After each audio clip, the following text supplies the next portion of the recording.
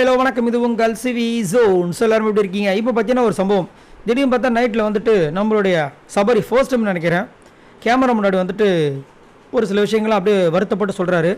என்னென்னா அவங்க அம்மாவுக்கு வந்துட்டு சொல்கிறார், அம்மா 2 நாளாக உங்ககிட்ட பேசணும்னு நினச்சிட்டு இருந்தேன், எப்படி இருக்கீங்க, தீபாவளி எப்படி போச்சு, எப்படியும் நீங்கள் பார்த்துட்டு தான் இருப்பீங்கன்னு நினைக்கிறேன்.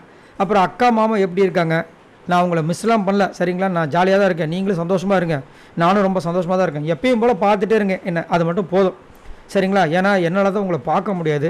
அதேமாதிரி இங்கே நான் ரொம்ப நல்லா இருக்கேன், சமைச்சேம்மா இன்றைக்கி நிறைய நேரங்களில் சமைச்சேன், அந்த சமைச்சது எல்லாத்தையும் சாப்பிட்டாங்க, ரொம்ப நல்லா இருக்குன்னு சொன்னாங்க. நான் கிச்சனில் எப்போல்லாம் இருக்கணும் அப்போல்லாம் எனக்கு எல்லாமே ஞாபகம் தான்.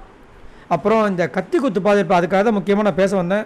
இந்த கத்தி குத்து அந்த டாஸ்க் பார்த்துருப்பேன் கேப்டன் டாஸ்கில், அது எல்லாமே சும்மா தான், நீ ஒன்றும் பார்த்து பயந்துடாத, விளையாட்டு தான்மா, எல்லாமே இங்கே ஆக்சுவலாக பார்த்தீங்கன்னா கேம் தான் சரியா. மற்றபடி நான் ரொம்ப நல்லா இருக்கேன், எனக்காக வேண்டிக்கோங்க, பாய் அப்படின்னு சொல்லி அந்த இதில் முடித்தார் சரிங்களா.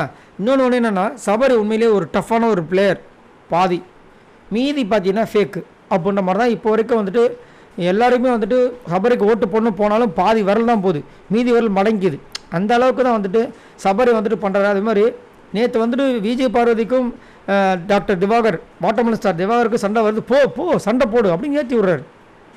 ஒரு நல்ல ஒரு கேரக்டருக்கு இது அழகே கிடையாது. சண்டை நடக்குதா அவங்களோட எதிரியாக இருந்தாலும் சரி விலைக்கு விடணும், அவ்வளோதான், முடிஞ்சு போச்சு. அதை பண்ண மாட்டுறாங்க. அதேமாதிரி சமயம் பார்த்து வந்து குத்துற வழியும் வந்துட்டு சபரி பண்ணுறாரு, அதெல்லாம் வந்துட்டு தவிர்த்தா நல்லாயிருக்கும்.